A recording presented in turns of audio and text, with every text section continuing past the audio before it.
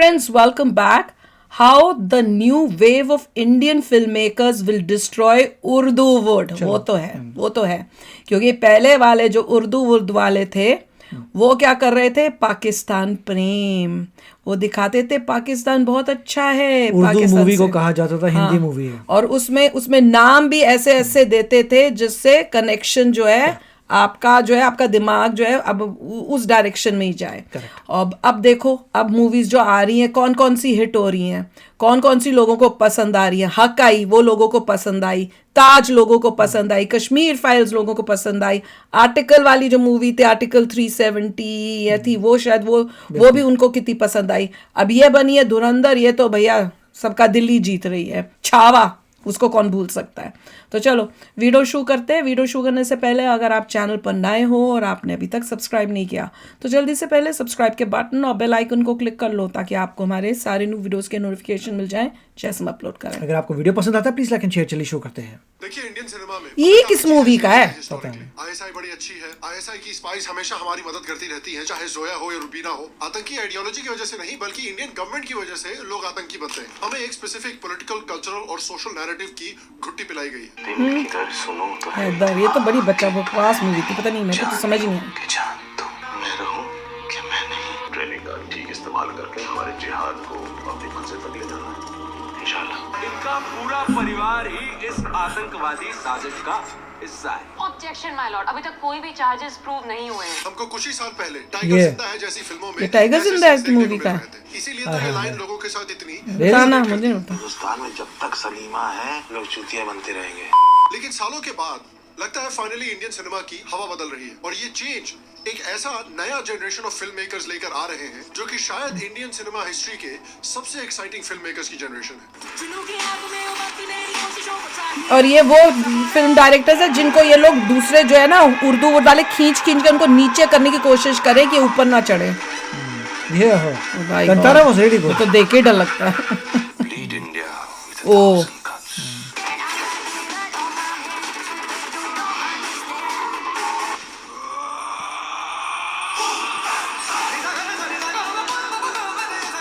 ऐसा क्यों मानता हूं कि ये जो जनरेशन ऑफ फिल्म मेकर्स है ये शायद इंडिया की सबसे एक्साइटिंग फिल्म मेकर्स की जनरेशन है. क्या मेरा दिमाग खराब है? हाँ है, लेकिन दैट्स अ सेपरेट डिस्कशन. ये स्टेटमेंट फिर भी सच है. तो ऐसा मैं क्यों मानता हूं? Let's find out.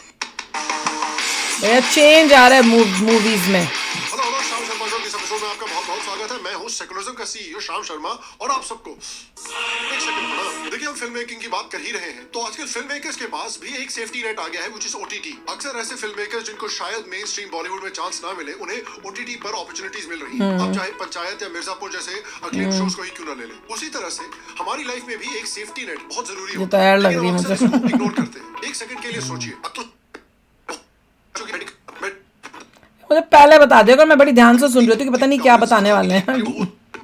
तो देखिए, उनको अंदरूनी इंडिया की हिस्ट्री और सिविलाइजेशन के लिए भले ही रिस्पेक्ट हो, लेकिन वो मानते थे कि लोगों का फोकस डेवलपमेंट पर होना चाहिए, ना कि अपनी हिस्ट्री सीखने या सिविलाइजेशन में प्राइड डेवलप करने पर. प्रॉब्लम यह है कि नेहरू जी शायद ये नहीं समझे कि एक साथ आप दो चीजें कर सकते हैं.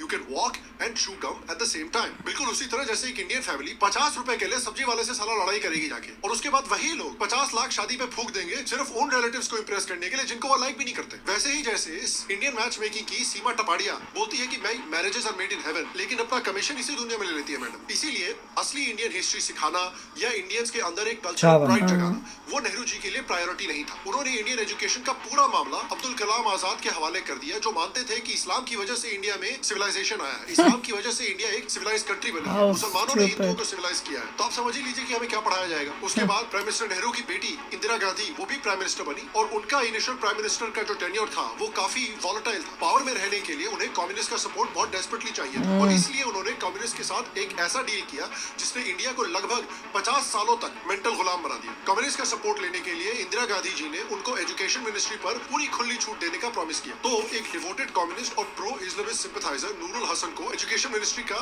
पूरा भार दे दिया गया. मुस्लिम्स को दे दिया कि पढ़ाओ. हिस्ट्री को देश को पढ़ाओ। लेफ्टिस्ट टर्न देने के लिए रिस्पॉन्सिबल थे। इन्हीं के टेन्योर में रोमिला थापर, इरफान हबीब, बिपिन चंद्रा, आर.एस. शर्मा जैसे हिस्टोरियंस को सेंटर स्टेज मिला। जो लोग हमें पढ़ाते थे कि इस्लामिक इन्वेडर्स हीरो थे, इंडियन रेजिस्टेंस फाइटर्स वो तो है। जैसे महाराणा प्रताप हो, गुरु गोविंद सिंह हो, शिवाजी थे, वो तो भाई लोकल चीफ्टेंस थे, उतने कोई इंपॉर्टेंट लोग ये थे नहीं। अंग्रेजों के जमाने में जो इंडिपेंडेंस मूवमेंट हुई थी उसमें जो हमारे इंडियन रेवोल्यूशनरीज का की रोल था उसको भी पूरी तरह से साइडलाइन कर दिया गया। पूरी आजादी की लड़ाई का क्रेडिट सिर्फ गांधी जी और नेहरू जी को दे दिया गया। वो तो है, इवन बुक्स में भी यही था। गलत था। आपने अनुपमा चोपड़ा को दे दिया। हाँ भाई, अनुपमा चोपड़ा वहाँ थी। अनुपमा चोपड़ा जी की बकवास रिव्यूज की वजह से शायद कुछ लोगों ने जिद में आके एक्स्ट्रा टिकट खरीद ली और मूवी की बॉक्स ऑफिस में कम से कम 3-4 करोड़ एक्स्ट्रा ऐड हो गए। बट आई एम श्योर कि मूवी सक्सेसफुल होने के पीछे और लोगों का अनुपमा चोपड़ा जी से ज्यादा बड़ा है। तो इस तरह की हिस्ट्री इंडियंस को पढ़ाई जा रही थी जिस वजह से कई जनरेशंस ऑफ इंडियंस इसी डिस्टॉर्टेड हिस्ट्री के साथ बड़े हुए। हम हैं। बहुत सारे फिल्म मेकर्स भी जो इस एजुकेशन सिस्टम में बड़े हुए हैं वो भी इसी आइडियोलॉजी को फॉलो करते थे और इसी आइडियोलॉजी पे बेस्ड उन्होंने मूवीज भी बनानी शुरू कर दी। चाहे पीके हो या ओएमजी हो जिसमें हिंदू धार्मिक सिंबल्स पर जोक होता है, पैरोडी होता तो है। बाकियों के भी कर दो ना, हिम्मत है तो। ये करने की हिम्मत है, जरा दूसरे रिलीजन की, अपने रिलीजन की करे ना आमिर खान। क्योंकि देखिए, हिंदुओं का मजाक उड़ाना, हिंदू धर्म का मजाक उड़ाना काफी low risk high reward category होती है। पीके के मेकर्स कह रहे थे और आमिर खान कहते हैं कि हम तो सारे धर्मों पे मजाक उड़ाते हैं, लेकिन आप उस फिल्म को अगर देखेंगे तो आप ऑनेस्टली बोलिए कि 90% से ज्यादा जो जोक्स है, इंसल्ट्स है, सैटायर है, वो हिंदू धार्मिक प्रैक्टिसेस पर फोकस किया। हाँ, हिंदू पे हिंदुइज्म में फोकस था, बाकियों का तो एक सेकंड का था बस। क्रिश्चियनिटी और इस्लाम पे एक पासिंग रेफरेंस दे दिया गया है बैलेंस के नाम पर। उसके बाद परसानिया, मिस्टर एंड मिसेस अय्यर जैसी मूवीज को देखें जिन्होंने गुजरात राइट्स को पोर्ट्रे किया था, लेकिन इसमें भी फ्रेमिंग काफी क्लियर है कि हिंदू मॉन्स्टर है, स्टेट बदमाश है, मुस्लिम तो इटर्नल विक्टिम है। मिशन कश्मीर भी कश्मीर पे अभी तो फ्लॉप हुई है मूवियां, बल्ला बनाए। एंड में वही करती है जो बहुत सारी मूवीज करती हुई आई है कि मुस्लिम आतंकी जो है वो असली विक्टिम है, उसको तो गवर्नमेंट ने परेशान किया। हाँ, वो तो मजबूरी में बना है भाई। रंग दे बसंती जैसी फिल्में भी आई थी जो आपको शायद याद होंगी, जो मिलेनियल्स के लिए मैं मानता हूँ कि one of the most effective pieces of leftist propaganda था, क्योंकि रिबेलियन का कॉस्ट्यूम पहनकर हिंदुत्व को बड़े सटल तरीके से विलेनाइज किया गया। देखिए, फिल्म जो है वो मेनली एंटी करप्शन पर फोकस है और क्योंकि उस समय पर इंडिया में बहुत करप्शन था तो ऑडियंस उसके साथ वाइब कर रही थी। लेकिन आप उसमें देखिए कि एक बहुत स्ट्रॉन्ग अंडरकरंट था जिसमें कि एक सब विलेन था जो कि काफी प्रो हिंदुत्व टाइप का, बजरंग दल टाइप का, और अल्टीमेटली वो विलेन रिडीम कर लेता है अपने आप को। लेकिन ये याद रखिए कि वो अपने आप को तभी रिडीम करता है जब वो अपनी हिंदुत्व आइडियोलॉजी को छोड़ देता है और मूवी के वर्जन ऑफ सेक्युलरिज्म को एम्ब्रेस करता है। उसके बाद आती है माय नेम इज खान और न्यूयॉर्क जैसी फिल्में, जिन दोनों फिल्मों का आइडेंटिकल न्यूयॉर्क कौन सी मुस्लिम कैरेक्टर है, माय नेम इज खान तो ऑलरेडी गलत है। मुस्लिम्स को प्रोफाइल करना किसी भी रीजन के लिए शाहरुख खान गलत है ना, गलत है। वो यही कर रहा है आजकल, जब से टॉप का गया ना, इसका तो चेंज हो चुका है। अगर आपने किसी भी रीजन से मुस्लिम्स को ऑब्जर्व किया या प्रोफाइल किया तो ये इस्लामोफोबिया है। और अगर आप पॉइंट आउट करें कि लेकिन सर वास्ट मेजॉरिटी जो आतंकी अटैक्स होते हैं वो मुस्लिम्स करते हैं, लेकिन अगर आपने ऐसा बोल दिया तो फिल्म आपको बोलेगी कि देखिए लेकिन असली मुस्लिम तो कभी आतंकवाद कर ही नहीं सकता। हाँ, बिल्कुल सही बात है। अबू बकर अल बगदादी जो इस्लामिक स्टडीज में पीएचडी था, उसको कुछ नहीं पता, लेकिन लावण्या फ्रॉम साउथ दिल्ली जिसकी knowledge of Islamic culture is rock star film में उन्होंने कुन फाया कुन गाना 3-4 बार सुन लिया है, उनको अबू बकर अल बगदादी से ज्यादा पता है कि असली मुस्लिम कौन है, नकली मुस्लिम कौन है। इनका भरोसा नहीं, कल को इन्होंने माइक टायसन को भी देख लिया ना तो उसको भी सिखाने लगे कि तुम पंच ऐसे थ्रो करते हो ना, ऐसे थ्रो किया करो, ज्यादा पावर आएगी। उसके बाद मैं हूं ना को भी देख लीजिए, classic piece of Bollywood propaganda जिसमें पाकिस्तान बड़ा शरीफ है, पाकिस्तान के लोग बड़े अच्छे हैं। सारी प्रॉब्लम हो रही है एक इंडियन रोग जनरल की वजह से, यानी सुनील शेट्टी, जो कि मैं हूं अभी शाहरुख खान, बड़ा गलत आदमी है। पठान भी शाहरुख खान, सब लोग वही ट्रेंड। आजकल उसने यही काम किया हुआ है। एक रिलीजियस कोर है उस फिल्म में। पाकिस्तान के साथ दोस्ती नहीं होगी, सिर्फ जंग होगी और एक फैसला, पाकिस्तान की बर्बादी। और आज हमको पता है कि ग्रोइंग अप का असली मतलब होता है ये रियलाइज करना कि मैं हूं ना फिल्म में सुनील शेट्टी पूरे टाइम से ही था। राजी जैसी मूवीज भी देख लीजिए जो एक किताब पर बेस्ड है और वो किताब की स्टोरी को उन्होंने इतना चेंज कर दिया सिर्फ ये पॉइंट बनाने के लिए कि जो इंडियन इंटेलिजेंस एजेंट है वो अपने काम से, अपने देश से डिसिल्यूजन हो जाती है और आखिर में इंडिया से ही नफरत करने लगती है। और ये स्टोरी किताब की स्टोरी से इतनी ज्यादा अलग है कि जो बुक के ऑथर थे कि उनको नेशनल मीडिया पर जाकर इस मूवी को डिसअवाउ करना पड़ा और एक्सप्लेन करना पड़ा कि इस फिल्म की जो प्रोटैगनिस्ट थी वो अपने काम पर बहुत प्राइड लेती थी, वो अपने देश पर बहुत प्राइड लेती थी और देश के लिए कुछ भी सैक्रिफाइस करने को तैयार थी। इतना चेंज कर दिया था स्टोरी। उसके बाद आते हैं टाइगर जिंदा है, एक था टाइगर, पठान, वायरफ वाला जो स्पाई यूनिवर्स, बोला था ना, में ये जितने भी सिम्पटम्स मैंने आपको बताए हैं ये सारे आपको देखने को मिलेंगे। पाकिस्तान को कभी भी पूरी तरह से खराब नहीं दिखाया जा सकता। आईएसआई के लोग हमेशा इंडिया को हेल्प करने की कोशिश करते हैं, वो तो इंडिया के बदमाश जनरल्स हैं, सिपाही हैं, ऑफिसर्स, आर्मी ऑफिसर्स जी गंदे हो गए इंडिया के। हमेशा साथ में मिलके ये एक और भारत को trash। बचाने की कोशिश करते हैं। तो ये जो बीमारी है, ये बीमारी उन लोगों को है जिन्हें मैं कहता हूँ एस्टैब्लिशमेंट बॉलीवुड। तो ये जो एस्टैब्लिशमेंट बॉलीवुड है, they believe in certain principles.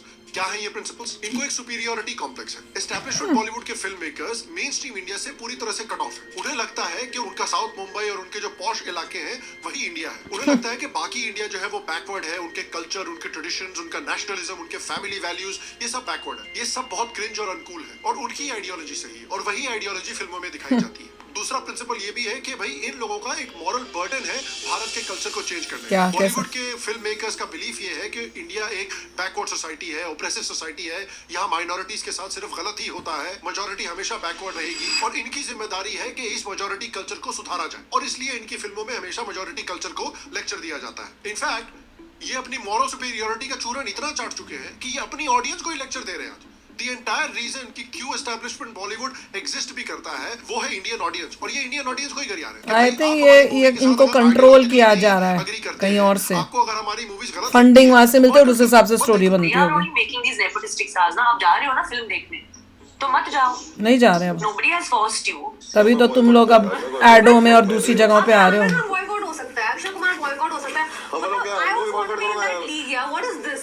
हो गया तुम भी हमने कहीं ना कहीं थोड़ी सी वो गलती कर दी कि हमने साइलेंस रखा था, वो हमारी शराफत थी और उसका एक एडवांटेज लेगा कि हमारी कमजोरी थी। अर्जुन कपूर जी भी बॉयकॉट की बात कर रहे हैं। हो गया बॉयकॉट, वो भी खत्म आपका बॉयकॉट करियर। करने के लिए कुछ हिट वगैरह होनी भी तो चाहिए। मतलब सर चाइना अमेरिका को धमकी दे अगर तो समझ में भी आता है, पापुआ न्यू गिनी अगर धमकी देगा तो लोग हंसेंगे ही ना फिर। एक और प्रिंसिपल इनका है कि भाई एस्टैब्लिशमेंट बॉलीवुड को हमेशा वेस्ट का अप्रूवल चाहिए, उसके लिए इंडिया को नेगेटिव दिखाना जरूरी है। सबको पता है कि फॉरेन देशों में इंडिया की एक पर्टिकुलर इमेज रही है, वो है स्लमडॉग बिलियनियर वाली। वो मुन्ना भाई एमबीबीएस का सीन नहीं था जहाँ पे एक टूरिस्ट आता है जिससे सर्किट बात कर रहा होता है और सर्किट उससे पूछता है कि तुम लोग साले यार हमेशा यहाँ पे आते हो, गरीब इंडिया क्यों देखते हो, ये गरीब कॉलोनी में क्यों आते हो? तो वो बोलता है I want to see real India, poor people, hungry people. ये सारे के सारे जो वेस्टर्न देश हैं उनका यही इमेज है भारत का। इसलिए ये जो फिल्म मेकर्स हैं वो वेस्टर्न कंट्रीज का इंडिया की जो इमेज है उसको हमेशा वैलिडेट करना चाहते हैं, वेस्टर्न क्रिटिक्स को सेटिस्फाई करने के लिए। वो चाहते हैं कि भाई उनको भी फॉरेन यूनिवर्सिटीज में बुलाया जाए, फॉरेन फिल्म फेस्टिवल्स में बुलाया जाए और उनकी खूब तारीफ हो। उसके लिए हमें इंडिया को बैकवर्ड और घटिया दिखाना जरूरी है। चौथा प्रिंसिपल है कि भाई जो हमारा गल्फ और पाकिस्तान फ्रेंडली मार्केट्स है उसको भी हम खोना नहीं चाहते।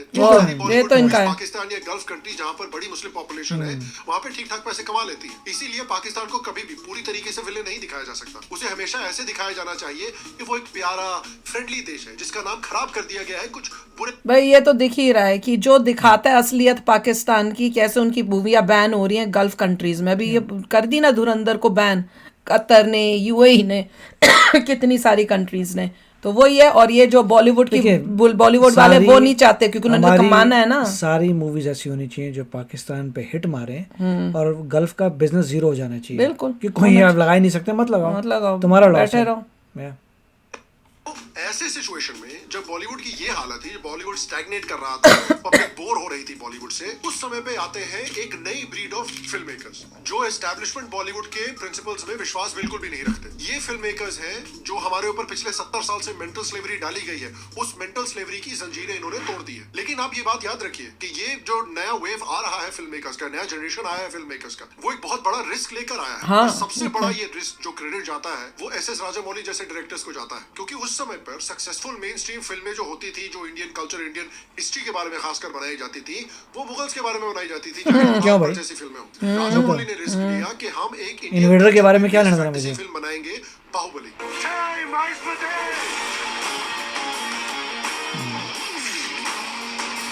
यहाँ से शुरू हुआ ना अच्छी मूवियों का। इनक्रेडिबल रिकॉर्ड ब्रेकिंग रिस्पांस मिला ऑडियंसेस से। बाहुबली फ्रैंचाइज जो है वो इंडिया की one of the most successful Indian movie franchises ever बन गई। तो ये सक्सेस के बाद उन्होंने स्लो डाउन भी नहीं किया। फिर उन्होंने एक ऐसी फिल्म बनाई which was an even bigger swing than Baahubali, RRR, जहां पर उन्होंने Indian religious imagery, Indian cultural imagery, Indian nationalism और slick over the top popcorn cinema को इस तरह से मिक्स किया जो कि शायद ही इंडियन सिनेमा में पहले ऐसा पैकेज हमें देखने को मिला। बाहुबली की जो सक्सेस हुई थी उसके बाद उन्होंने बाहुबली पर टीवी सीरीज भी बनाई, बाहुबली द लॉस्ट लेजेंड और बाहुबली क्राउन ऑफ ब्लड। उसके बाद उन्होंने बाहुबली द इटर्नल वॉर में एक एनिमेशन फिल्म भी लॉन्च की है जिसका ट्रेलर देख के पूरे सोशल मीडिया पर आग लग गई थी। अरे वाह, अरे वाह, लुक्स नाइस। तो राजामौली ने जो इतना बड़ा रिस्क लिया और अपनी क्रिएटिव विजन रखकर जो उनको सक्सेस मिली है उससे फिर और डायरेक्टर्स को हिम्मत मिली। फॉर एग्जांपल बॉलीवुड में डायरेक्टर्स को हिम्मत मिली, जैसे कि आदित्य धार, जिन्होंने 2019 में अपनी फर्स्ट फिल्म उरी रिलीज की। उरी के थ्रू अनअपॉलोजेटिकली पाकिस्तानी रेडिकलिज्म को कॉल आउट किया गया और अनअपॉलोजेटिकली पाकिस्तान का असली फेस दिखाया गया। At the same time music banger था, स्टोरी इंटरेस्टिंग थी और ऑडियंस को भी ये फिल्म बहुत पसंद आई। उसके बाद उन्होंने आर्टिकल 370 पे फिल्म प्रोड्यूस की, जहां पर कश्मीर के सेपरेटिस्ट जिहादी इकोसिस्टम को पूरी तरह से ये मैंने expose देखी किया गया। थी। उसके बाद उन्होंने बारामुल्ला जैसी फिल्में ये भी नहीं produce देखी की मैंने। है, जो अभी रिसेंटली रिलीज हुई है, जिसे बहुत क्रिटिकल अक्लेम मिला है बिकॉज उन्होंने जो कश्मीरी हिंदुओं की एथनिक क्लेंजिंग है उसको एक बहुत आर्टिस्टिक तरीके से डिपिक्ट किया है इस फिल्म में। और अभी हाल में धुरंधर ने किस तरह से ऑडियंसेस में और सिनेमा घरों में आग लगा रखी है वो तो हम देख ही रहे हैं। एस्टैब्लिशमेंट बॉलीवुड के जो क्रिटिक्स हैं रो रो के अपनी चूड़ियां तोड़ रहे हैं। और अभी उसमें लेटेस्ट आए हैं ऋतिक रोशन, जो इस फिल्म को प्रोपेगेंडा कह रहे हैं, कहते हैं कि भाई हम इस फिल्म से agree नहीं करते। इसके पहले जो हमने वीडियो किया था, जो आप जाकर देख सकते हैं, उसमें मैंने आपको बताया था कि धुरंधर जो फिल्म आई है वो किस तरह से शायद वायर और स्पाई फ्रेंचाइज को पूरी तरह से डिस्ट्रॉय कर सकती है। करेगी, मुझे लगता है करनी इसीलिए चाहिए। ऋतिक रोशन की इतनी जली है और उसने सबसे उसकी फ्लॉप हुई ना, इसलिए जली है। आर माधवन ने भी ऋतिक के रिस्पांस में आके बोला है कि भाई धुरंधर जैसी फिल्में जो हैं ये एक तरह के स्पाई फ्रेंचाइज को खत्म कर देने वाली है। मेरे सौभाग्य में ये रहा है कि मैं बहुत ऐतिहासिक फिल्मों का हिस्सा रहा हूँ, बना नहीं लेकिन हिस्सा जरूर रहा हूँ। लेकिन मुझे लगता है कि सबसे ऐतिहासिक ये होने वाली है, क्योंकि इस फिल्म जब रिलीज होगी तो एक जॉनर ऑफ फिल्म मेकिंग मुझे लगता है इंडियन सिनेमा में खत्म हो जाएगा। Very good. सुना आपने? दोबारा सुनिए। क्योंकि इस फिल्म जब रिलीज होगी गुड।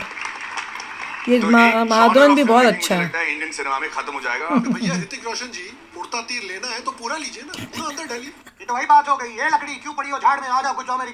और ऑडियंस भी एग्री करती है। हाँ, उसको बोलने की जरूरत है, चुप बैठा। स्क्रीन से ध्यान नहीं हटता है। 3.5 घंटे की मूवी। Very nice. ऐसे मतलब ब्रूटली दिखाया गया। इससे पहले हमने शायद थिएट्रिकल एक्सपीरियंस ऐसा किया नहीं था हिंदी फिल्म के। काफी इम्पैक्टफुल था। अच्छी लंबी सी थोड़ी, लेकिन अच्छी थी वो। ऑब्वियस सी बात है यार, धुरंधर जैसी फिल्म आप देखेंगे, उसके बाद वायर ऑफ स्पाई यूनिवर्स की फिल्में तो बहुत का कार्टून ही लगेगी ना। लग रही है। और इस वजह से ऋतिक रोशन जैसे लोगों की जलेगी। Tea, coffee, Bournvita. Bournvita, Bournvita? Bournvita. हाँ, चुस्ती फुर्ती और शक्ति के लिए बॉर्नवीटा बहुत जरूरी है। मुझे देखिए, मुझे तो एक्टिंग इसकी अच्छी लगी है। क्लास में सबसे लंबा हूँ। गलत बोल गया बेचारा, क्या कर सकते हैं।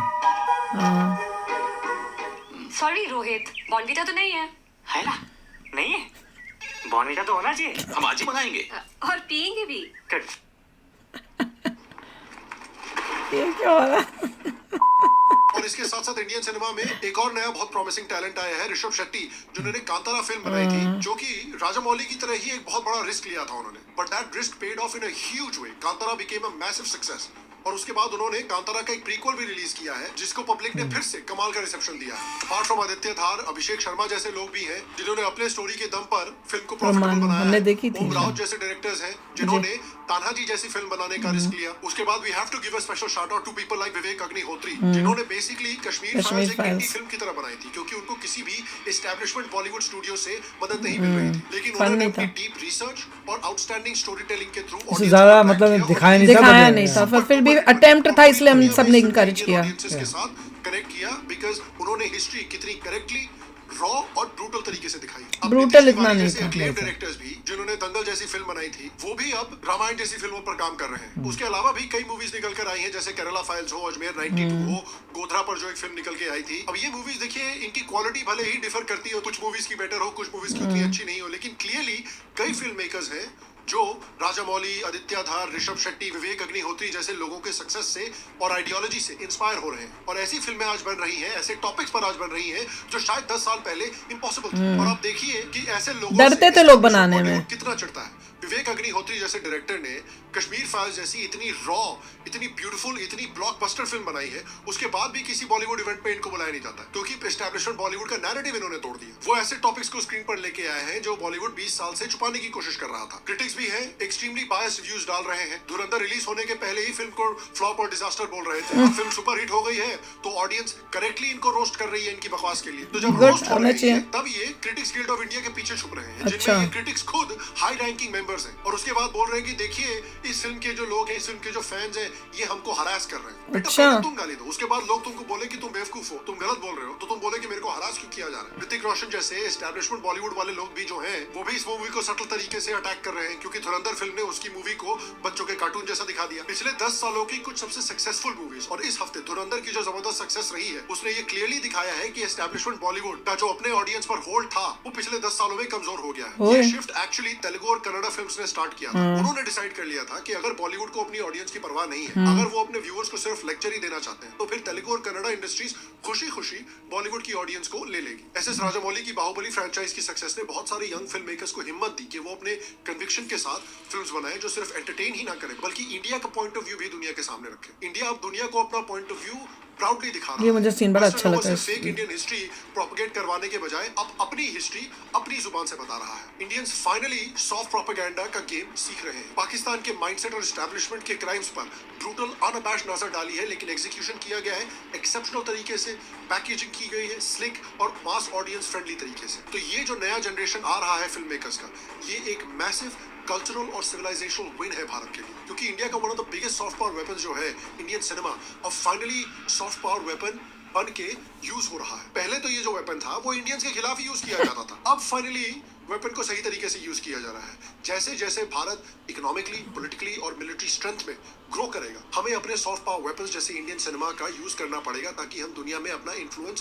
प्रॉपर्ली बिल्ड कर सके। बिल्कुल वैसे ही जैसे अमेरिका पिछले 75 ईयर्स से करता हुआ आ रहा है। मेरी होप ये है कि इन फिल्म्स की सक्सेस और ये जो new wave of Indian film makers का आ रहा है, ये और ज्यादा यंग स्टोरी टेलर्स और फिल्म मेकर्स को भारत में इंस्पायर करेगा। हाँ, करेगा, क्यों नहीं करेगा। में हमें धुरंधर जैसी और भी मूवीज मिलती रहे जो एंटरटेन भी करे और इंडिया की स्टोरी बोल्डली दुनिया के सामने भी रखे। और अगेन पाकिस्तान का चेहरा दिखाए असली, बल्कि हर अर्निंग मेंबर की सबसे बड़ी और सबसे पहली रिस्पॉन्सिबिलिटी है परिवार के फ्यूचर के साथ समझौता ना करें और उन्हें फाइनेंशियल सिक्योरिटी प्रोवाइड करें। अबे मैं पहले तो मुझे ये जरूर बताना, जो वैन में जो सीन आता है जिसमें इंडिया का फ्लैग लगा हुआ है और उसके बाद पाकिस्तान का फ्लैग, वो किस मूवी का है वो मुझे जरूर, हाँ मुझे वो जरूर पता करनी, कौन था जिसकी इतनी हिम्मत थी कि ये चीजें दिखाए वो इंडिया में।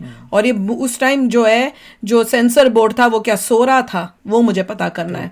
और देखो बहुत ही अच्छी बात है, अगर ये मूवी धुरंधर ओवरऑल सारी मूवीज को पीछे छोड़ जाए और सुपर ड्यूपर हिट बन जाए ऑल टाइम की, तो इससे जो है बाकी जो फिल्म मेकर्स हैं, जो यंगस्टर्स हैं, जो इस टाइप की मूवीज बनाना चाहते थे पर वो हिचकिचा रहे थे, बिकॉज देखो कोई बोले ना बोले बॉलीवुड ऐसे लग रहा है किसी ऊपर से कोई बाहर वाला बंदा उसको कंट्रोल कर रहा था, फाइनेंस आ रहा था और सबको पता है कहाँ से फाइनेंस मोस्ट लाइकली आ रहा होगा। तो उसी लिए उसके अंदर हर मूवी के अंदर कहीं ना कहीं आप जितनी भी मूवीज हैं उसमें कहीं ना कहीं एक ऐसा सीन या कोई एक ऐसा कैरेक्टर देखोगे जिससे वो प्रोपोगेंडा आपको दिखता था, और कईयों में तो पूरा मूवी पूरी भरी हुई थी जैसे कि पठान। तो एनीवे अब जो नए लोग आए उनको पता चल गया कि तुम्हारी मूवीज जो है अब ऑडियंस एक्सेप्ट नहीं करेगी।